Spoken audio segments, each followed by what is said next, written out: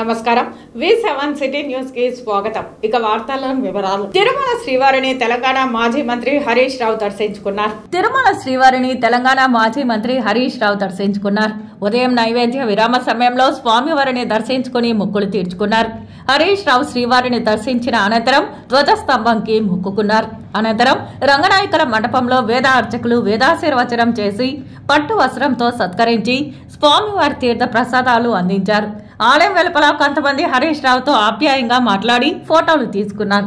ప్రజా వేదికను వేదికగా చేసుకుని ప్రజా సమస్యల పరిష్కారానికి కృషి చేసేందుకు వివిధ ప్రజా ఉద్యమాలతో పనిచేసిన ప్రజా వేదికను ప్రజాక్షేత్రంలోకి తీసుకెళ్లేందుకు కృషి చేస్తున్నామని ప్రజా వేదిక ప్రధాన కార్యదర్శి కుమార్ రెడ్డి పేర్కొన్నారు.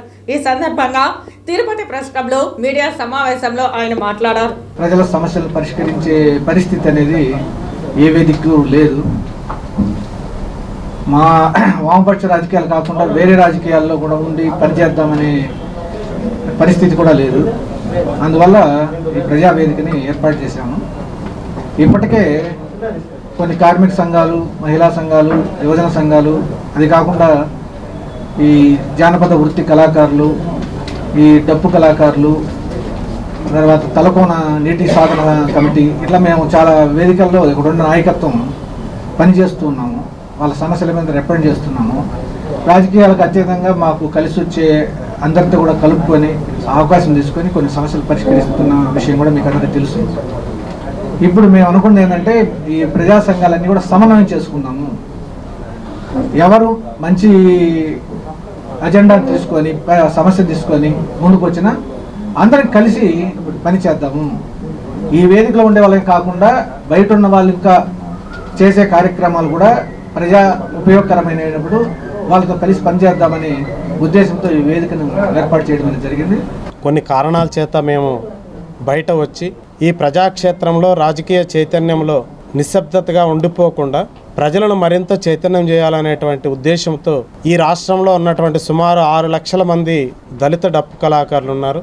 వాళ్ళందరినీ కూడా ఆర్గనైజ్ చేస్తూ రాష్ట్ర కార్యదర్శిగా నిర్వహణ చేస్తూ మరి ఒక ఒంటరిగా కాకుండా అనేక సంఘాలు అనేక రంగాలలో పనిచేస్తున్నటువంటి నాయకత్వం అంతా కూడా ఒకే ప్లాట్ఫామ్ పైన ఉండి ఆ కార్యక్రమాలన్నిటినీ సమన్వయం చేసుకొని మరింత మందికి తోడ్పాటు అందించే విధంగా లేదా చైతన్యం చేసే విధంగా లేదా వారికి ప్రత్యక్షంగా పరోక్షంగా సహకరించే విధంగా చేయాలనేటువంటి ఉద్దేశంతో ఈ ప్రజావేదికగా ప్లాట్ఫామ్ ని ఏర్పాటు చేయడం జరిగింది. తిరుపతి నగరంలో గతంలో ఉన్న బలిజ సామాజిక వర్గాలకు చెందిన ఎమ్మెల్యేలు ఎవరూ అభివృద్ధి చేయలేదని, అయితే భూమన కరుణాకర్ రెడ్డి కుమారుడు అభినయ్ రెడ్డి ఆధ్వర్యంలో పలు అభివృద్ధి కార్యక్రమాలతో పాటు బలిజ కులస్తులకు సముచిత న్యాయం చేకూర్చడం జరిగిందని, కీలక పదవులు పొందామని బలిజ నాయకులు స్పష్టం చేశారు.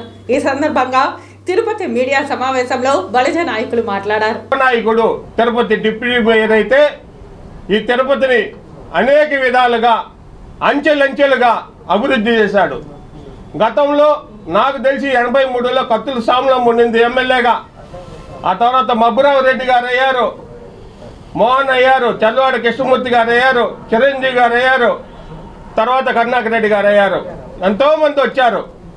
ఇంతమంది చేయలేని అభివృద్ధిని ఈరోజు భూమన అభినయ్ రెడ్డి గారు ఒక చిన్న డిప్యూటీ మేయర్గా తిరుపతిని ఇంత అభివృద్ధి చేశాడంటే అటువంటి వ్యక్తిని మనం ఈ రాబోయే ఎలక్షన్లో ఓటేసి ఎమ్మెల్యే అభ్యర్థిగా గెలిపించుకుంటే మనకి తిరుపతిలో ఇంతవరకు ఐటీ హబ్ అనేదే లేదు. అతి తొందరలో మొన్న 100 అడుగుల రోడ్డు ఒకటేసి ఓపెన్ చేశారు. ఆ 100 అడుగుల రోడ్డుకి అనుసంధానంలో కొన్ని ఐటీ హబ్బులు వస్తాయి. ఈ తిరుపతిలో చదువుకున్న విద్యార్థులకు అందరికీ కూడా రాబోయే రోజుల్లో మంచి భవిష్యత్తు ఉంటుందని తిరుపతి ప్రజలందరూ కూడా ఒకే కులం కాదు అన్ని కులాలు కూడా అభినయ్ రెడ్డి గారి అభివృద్ధిని చూసి ఓట్లేసి గెలిపిస్తారని మీ ద్వారా తిరుపతి ప్రజలందరినీ అడుక్కుంటున్నాను. ఇంకొక మాట చెప్తున్నాను.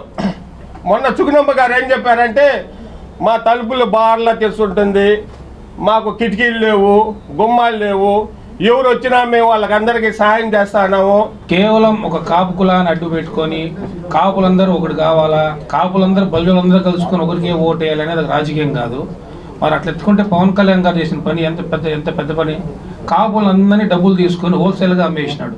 ఆయన నమ్ముకొని వచ్చిన వ్యక్తుల్ని పార్టీలో తిప్పి వాళ్ళకి పదవులు ఇస్తానని చెప్పి ఆశ పెట్టి ఆఖరి నెట్టేతను ముంచేసి ఆయన పాటికి ఆయన పదవిని కాపాడుకునే దానికోసం కూటమిలో చేరి ఇప్పుడు సీట్ ఇస్తానని చెప్పిన వాళ్ళు సీట్ లేకుండా తప్పించుకుని తిరిగిన పరిస్థితి వచ్చింది. ఆఖరికి పిఠాపురంలో గెలవాలంటే కూడా ఆయనకే నమ్మకం లేక మొన్న మాట్లాడిన ప్రెస్ మీట్లో కూడా జరిగింది. మీరు దయచేసి మీరు గెలిపించండి అని ఒక వేడుకునే పరిస్థితి వచ్చిందంటే మీరు అర్థం చేసుకోవచ్చు ఎంత దిగజారిపోయినాడు అనేది.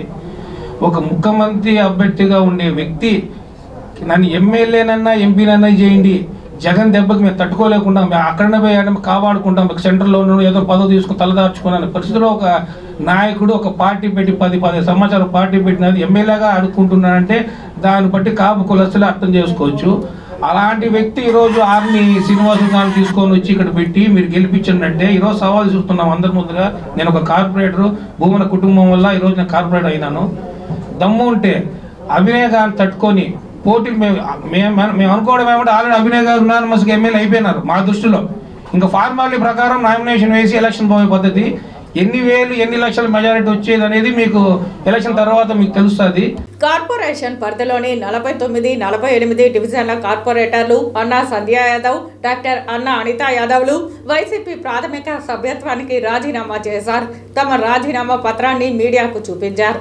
తన తండ్రి అన్నా రామచంద్ర యాదవ్ను వ్యక్తిగతంగా వైసీపీ నాయకులు దూషణలకు దిగడం తమకు బాధ కలిగిందని, అందుకే వైఎస్ఆర్సీపీ పార్టీ సభ్యత్వానికి రాజీనామా చేస్తున్నట్లు వెల్లడించారు. వైఎస్ఆర్ కాంగ్రెస్ పార్టీకి ఎమ్మెల్యే ఎవరు తెలుసుకొని మాట్లాడండి. ఆయన పర్మిషన్ లేకుండా ఎవరంటే వాళ్ళు వచ్చి ఏదంటే అది మాట్లాడతారంటే ఆ పార్టీ చేతగానితనం ఆయన చేతగానితనం కాదా అని అడుగుతున్నాను నేను. ఎవరంటే వాళ్ళు ఆయన మాట్లాడలేదు, బాగానే ఉంది, నువ్వు అడుగుతున్నావు. వాళ్ళ పార్టీలో ఉన్నటువంటి వాళ్ళని పంపించి నా మీద కామెంట్ చేయాల్సినటువంటి లెటర్ కాదే ఇది. ఈ లెటర్ని నిన్న మీరు ఉన్నారు, చదివినారు. దీంట్లో నేను ఎక్కడైనా పార్టీని విమర్శ చేసినట్టు ఉండేట్టుంటే మాట్లాడడం తప్పు కాదు. నేననేది వాళ్ళకి సమాధానమే అండి ఇది. ఇక్కడ మాట్లాడారు, వాళ్ళకి క్లారిటీ లేదు కదా మధ్యలో. నేనేమంటున్నానంటే మాట్లాడిచ్చినటువంటి వాళ్ళు పర్మిషన్ లేకుండా మాట్లాడుంటే నువ్వు అప్పుడే ప్రెస్ మీట్ పెట్టి మా వాళ్ళు మాట్లాడింది తప్పు, ఇట్లా మాట్లాడకూడదని అదే ఎమ్మెల్యే చెప్పచ్చు కదా. ఆయనకే కాదు కదా, ఆత్మగౌరవం మాకు కూడా ఉంది కదా. మేము పేదోళ్ళైనా మాకు ఉంది కదా, మేము కూడా తినేది అన్నమే కదా, మాకు సొసైటీలో ఒక విలువ ఉందనే కదా, లేకుండా ఏమి లేదు కదా. 10 మందిలో నాకు ఒక పలుకుబడి ఉంది కదా. నా తమ్ముడు సర్పంచి 2 టర్మ్స్ చేశాడు కదా, 1 సంవత్సరం 5 ఏళ్ళు నా మరదలు చేసింది కదా, నా కూతుర్లు 2 కార్పొరేటర్లు కదా, నేను మార్కెట్ కమిటీ చైర్మన్ చేశాను కదా, తెలుగుదేశం పార్టీలో జిల్లా కార్యవర్గ సభ్యుడిగా కూడా పనిచేశాను కదా. మరి నువ్వెందుకు ఇవ్వలేదు? నీ మనుషులు కాకపోతే నువ్వు వాళ్ళని పార్టీలోంచి ఎందుకు సస్పెండ్ చేయవు? నువ్వు గెలిగి నెత్తినేసుకునే దానికోసం మీ పార్టీకి నోరు దుల. మీ పార్టీ రాష్ట్రం అంతా ఇట్నే మాట్లాడుతుంది, ఒక చోటని కాదే, రాష్ట్రం అంతా మాట్లాడుతుంది నీ పార్టీ మాట్లాడిన దానికే కదా ఎక్స్ అయినటువంటి జనం ఎంతోమంది ఆ పార్టీ వదిలి వెళ్ళినారు. నిన్న మా ఫాదర్ ఏదైతే ఉత్తరాంధ్ర ఈ జిల్లాలన్నీ తిరిగి ఆయనకు తెలిసింది, ఆయన బయట రావాలనుకున్నాడు. బీసీలుగా ఎస్టీ ఎస్సీలుగా వీళ్ళకి అన్యాయం జరుగుతుంది అన్న ఉద్దేశంలో బయట వచ్చాడు. ఆ మూమెంట్ నుంచి బయట వచ్చారే కానీ ఏదో మమ్మల్ని కార్పొరేటర్లుగా ఇక్కడ నుంచి తీసుకురావాలన్న ఉద్దేశంలో మా నాన్న రాలేదు. వచ్చే పని అయితే నిన్ననే మేము 3 వచ్చేవాళ్ళం. ఏదైతే నిన్న మాట్లాడారో దానికి మన పార్టీ వాళ్ళు ఎవరు కానీ మంచిగా బయట వచ్చి ఓకే అన్న వచ్చాడే కానీ అన్న పిల్లలు బయట రాలేదు, పార్టీలోనే ఉన్నారన్న ఒక మినిమం కామన్ పాయింట్ మర్చిపోయి మాట్లాడారు. కాబట్టి మేము ఈరోజు బయట రావాల్సి వచ్చింది. మా తండ్రి నన్ను వల్ల మేము బయట రావాల్సి వచ్చింది. అది పార్టీ సభ్యత్వం నుంచి మేము బయట వస్తున్నాం. నిన్న మా నాన్న రాజీనామా చేసినందుకు దానికి చాలామంది చాలా ఇదిగా మాట్లాడారు. 1 వేలు ఎదుటి మనిషిని చూపిస్తే 4 వేలు వాళ్ళని చూపిస్తాయన్న విషయాన్ని మర్చిపోతున్నారు. గురించికి తన రంగు తెలియదు అన్నట్టు వీళ్ళు పక్కనోళ్ళ గురించి అన్నీ మాట్లాడుతున్నారు. మనం ఒకరి మీద ఒకరు బురద జల్లుకుంటూ పోతే ఇది ఆగేది కాదు. సో అలా మాట్లాడడం తప్పని నేను భావిస్తున్నాను. దానికి పెద్దవారైన అన్నా రామచంద్ర గారికి ఖచ్చితంగా క్షమాపణలు చెప్పుకోవాలి. పర్సనల్గా వచ్చో ఫోన్లు చేసో సారీలు చెప్పేసి మీడియా ముందు వచ్చి ఎవరినో మెప్పు పొందడానికని అలా మాట్లాడడం చాలా తప్పండి. దానికి మనస్తాపం చెంది నేను పార్టీకి రాజీనామా చేస్తున్నాను. ఇప్పుడు కొన్ని ఎక్స్ప్రెస్ అప్డేట్ వార్తలు. తిరుపతి ప్రెస్ క్లబ్ లో మీడియా ముందు డాక్టర్ కోడూరు బాలసుబ్రహ్మణ్యం తదితరులతో కలిసి చెంగల్ రాయులు మాట్లాడుతూ వైసీపీ అభ్యర్థులు గడియారాలు, చీరలు, కుక్కర్లు తదితర సామాగ్రిని ఓటర్లకు పంచుతుంటే వాటిని అధికారులు పట్టుకోరా అని ప్రశ్నించారు. ప్రశాంతంగా తమ జనసేన పార్టీ వారు ప్రచారం చేసుకుంటుంటే వారి ఇళ్లపైకి ఇన్కమ్ ట్యాక్స్ నకిలీ అధికారులను పంపి భయభ్రాంతులకు గురి చేయడం అరాచక చర్య అని దుయ్యబట్టారు. దీనిపై తాము చట్టపరంగా ముందుకెళ్లి దాడులు వెనక ఉన్న సూత్రధారులకు బుద్ధి చెప్తామని హెచ్చరించారు. మీకు చంద్రగిరి నియోజకవర్గంలో తెలుసు, దాదాపు 1,00,000 గడియారాలు ఇవన్నీ కూడా దొరికినటువంటి విషయం. ఒక ఇంట్లో బాలసుబ్రహ్మణ్యం ఇంట్లో 6 మంది డాక్టర్లు ఉన్నారు. ఆయన అభ్యర్థి కాదు. ఇది జనసేనకు కేటాయించినటువంటి సీట్ అని చెప్పేసి అందరికీ తెలుసు. నిన్న పోలీసులు రాద్ధాంతం విజిలెన్స్ ఎన్ఫోర్స్మెంట్ అని చెప్పేసి రావటం, ఫైనల్గా ఇన్కమ్ ట్యాక్స్ రైడ్ అని చెప్పటం వచ్చి మానసికంగా వాళ్ళు క్షోభకు గురయ్యారు కుటుంబ సభ్యులంతా. ఆయన ఏదో ఏడుస్తూ వచ్చే వాళ్ళకు నవ్వుతా పంపించే వృత్తి వైద్యో నారాయణో హరి. ఆయన కార్యక్రమాలు ఆయన చేసుకుంటూ ఉంటే తెలుగుదేశంలో ప్రధానమైనటువంటి భూమికను పోషిస్తున్నారు అందరినీ కలుపుకొని. కోడూరు బాలసుబ్రహ్మణ్యం గారికి నిన్న ఆల్ ఆఫ్ సడన్గా పోలీసులు అయితేనేమి, ఎన్ఫోర్స్మెంట్ అయితేనేమి, ఇన్కమ్ ట్యాక్స్ అయితేనేమి అందరూ కూడా సడన్గా ఇంటి దగ్గరికి వచ్చి మీ ఇల్లు చెక్ చేయాలి, ఇక్కడ డబ్బులున్నాయి, అదేవిధంగా పార్టీ సంబంధించినటువంటి జెండాలు ఉన్నాయి అని మాకు ఇన్ఫర్మేషన్ వచ్చిందని ఇమీడియట్లీగా భయాందోళన గురయ్యే విధంగా, ఎందుకంటే వెపన్స్తో కూడా వచ్చారు.